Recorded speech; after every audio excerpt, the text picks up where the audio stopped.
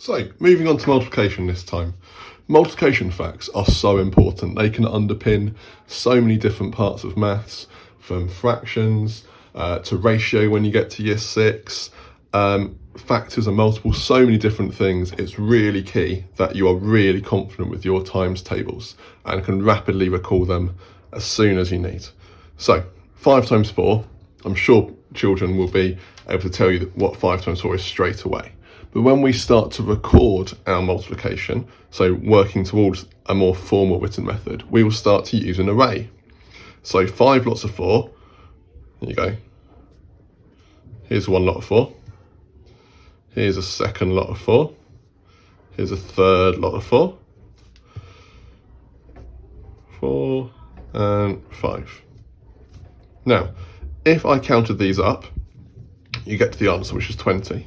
But arrays are fantastic because they show that these are a group of 4 and then 5 times, 5 lots of 4.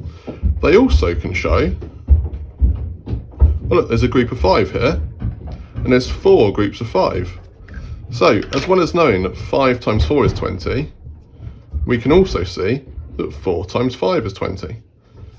So arrays are a really useful way of recording these problems, and they work for bigger numbers as well. So 13 groups of 4 this time. Just to save some space, I might do 4 groups of 13 instead across the page. 4, 5, 6, 7, 8, 9, 10, 11, 12, 13. 3, 4, 5, 6, 7, 8, 9, 10, 11, 12, 13. 3, 4, 5, 6, 7, 8, 9, 10, 11, 12, 13. Sometimes the children will be asked to make these using counters.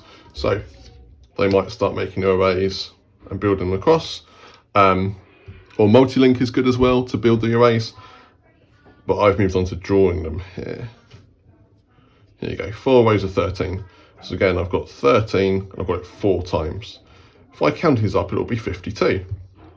That does take quite a long time though. So we can move on from arrays. This is an array. We can move on to open arrays, which means you don't have to spend ages drawing lots and lots of dots, which is good. For example, if I actually split this off into, here you go. So it's 4 this way. It's 1, 2, 3, 4, 5, 6, 7, 8, 9, 10 going across this way. Okay, which must mean that this little box here, again, it's 4. There's only 3 of them this time. And now I can use those timetable facts I know to help me solve this. I know that 4 times 1 is 4, so therefore 4 times 10 is 10 times as much as this. There you go, it's 40. I can show this on a place value slider as well. So here's my place value slider. We've got 4, and if I make that 10 times bigger, I'm moving it across to the tens column, and this is where your placeholder goes, 40. So you're not just sticking a 0 on the end, you're moving things across and using the place value slider to visualize that as well. So 4 times 10 is 40. So I've multiplied these together. Now I just need to think about this box at the end. So 4 times 3, I know that. It's 12, good at my times tables. If I add those together, 40 plus 12 equals 52, which is the same we had up there. Now, children don't need to draw all those dots because it's going to take them ages. So if you did have a problem like 13 times 4, using a ruler, which unfortunately I haven't brought one with me, very badly prepared, I could draw a box. Doesn't have to be any size, could be any size it wants to be, doesn't have to be the same size as 4 and 10 and counting it. If I know that's 4 and that's 10 and that's 3, instead of drawing all the dots inside, 4 times 10 is 40, 4 times 3 is 12. So again, add them together, I'm going to get 52. Okay? So I'm moving it on bit by bit from simple arrays to open arrays. And then the next step, at the end of year 3, will be to go towards a grid method, which is a fantastic way to multiply 2 numbers together. Okay? So here's my array that I did on the last page. Again, I used the ruler this time, much better, but it doesn't have to be to size. I've just drawn random boxes, and 4 times 10 is 40, 4 times 3 is 12. I've added them together, and I can do something really similar on a grid, so it's little steps each time. Now I know that 13 is a 10 and a 3. So if I put my 10 and my 3 here, I'm timesing by 4. So by 4 there, and then it's a bit like a puzzle, a bit like reading a table and going 10 times 4 is going to be this number, which is 40. So in this box here, it's going to be 3 times 4, which is 12. And again, if I add those together, I get exactly the same answer. Now the grid method is used in year 3. It'll be used in year 4 as well to go up to 3-digit numbers times a 1-digit number, which means that I've added in another column. So I've got my hundreds, tens, and units this time. So 200, 40, and 5, multiply them together, add it all up at the end, you get your answer. This one is 108 times 7. Now, even though it's a 3-digit number, I haven't got 3 columns because there aren't any tens in this number. I've just got a column for my hundreds and a column for my ones, multiply them together and add them up to get my answer. Okay. In year 5, we'll move on from the grid method towards short multiplication, which is another way of doing the same calculation, just in a slightly more efficient manner. So we might start off with an expanded method. For example, in this one here, 43 times 6, I've got 40 and 3. I've got 6 there. So in this box, I've had to do 40 times 6. So the first box is 40 times 6. The second box is 6 times 3. So if I have a look here, I can start my 6. I need to do 6 times 3. So I can write that there so I don't forget. 6 times 3. And again, carefully lining them up with my 1s and my 10s. I've got 18. Okay. The next line, 6 and 4. But this isn't a 4. This is in the tens column. So this is worth 40. So instead, it's going to be 6 times 40. There we go. And I know that is 240 because 6 times 4 is 24. 6 times 40 is 240. 24 times 10. And from here, I can add these up. 8 plus 0, 1 plus 4 to get my answer. So this is called an expanded method. And we're doing exactly the same calculations, just setting it out slightly differently. If I look at short multiplication, then not expanding it, you're doing exactly the same thing, but this time even more efficiently. So again, I'm going to start with my 6. 6 times 3 is 18.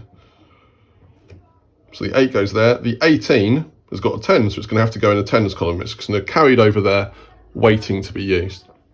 So again, it's 6 times 40, or 6 times 4 you can do, because if I did 6 times 4, I'd write it in here, so it's already in the 240, it's already in the hundreds and the tens columns. Because it was 6 times 4 is 24, but I've got the 1 left over though, we have to add that 1 on, 258. For this example, 327 times 5, 5 plus 7 is 5 plus, 5 times 7 is 35. There we go. 5 times 20, or 5 times 2 is 10 with the extra. I'll carry that extra 1 over. 5 times 3 is 15 with the extra 1. There we go. 1,635. So short multiplication will be introduced in year 5, as will long multiplication. The only difference between short multiplication and long multiplication is that you're multiplying by more digits this time. Now, this can be shown on a grid, drawing a larger grid. Apologies for my lack of ruler. I'll be kept in at break time by my teacher for making the work so messy. So I split it into its 200, 50, and 3. And for this one, there's 2 rows this time, because I've got a 30 and a 7. And I can multiply across, so 2 times 3 is 6, and then it's actually 30, so it'd be 60, and then 200, so I'm going to make it 100 times bigger. And I can fill in all these boxes, add them all up, and find my answer. It's going to take me a long time though. So instead, we can set this out similar to your short multiplication method. Now, on the top row, we're just going to start, I've written down the wrong number wrong as well, haven't I? That should be a 3. Oops. On the top row, I'm going to ignore the tens in 37 for now. I'm just going to think about the 7, and I'm going to complete it just like I would a short multiplication problem. So 3 times 7 is 21. Carry the 2 across. 7 times 5 is 35, so it's going to be 37 with the extra 2. Carry that across. 7 times 2 is 14. Add it on, 17. That's my top row done. Now I'm going to move across and ignore the 1s this time. I'm just going to think about that 3 tens. Haven't done it very neatly, have I? Really, I'm going to be in trouble. So the 3 tens. Because I'm timesing by 3 tens, 30, I'm going to put a 0 there as a placeholder, because I know that 30 times something is 10 times bigger than 3 times something. Sometimes we call this the Malteser at school, but it's normally called a place value holder, because you're timesing by 30 in this example rather than 3. Now I've put the place value holder in, I don't need to worry about times by 30 though, because I've already thought about that. So I'm going to start 3 times 3, always go back to the units, which is 9. And if I think about it, 30 times 3 is 90, which with the place value holder, I've now got.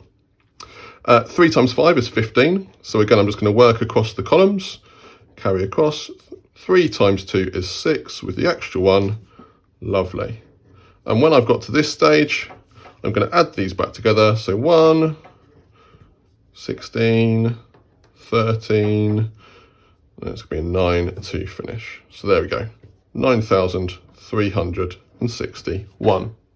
Now, the last example here in year 6, we'll start thinking about decimals and timesing decimals by a 1-digit number.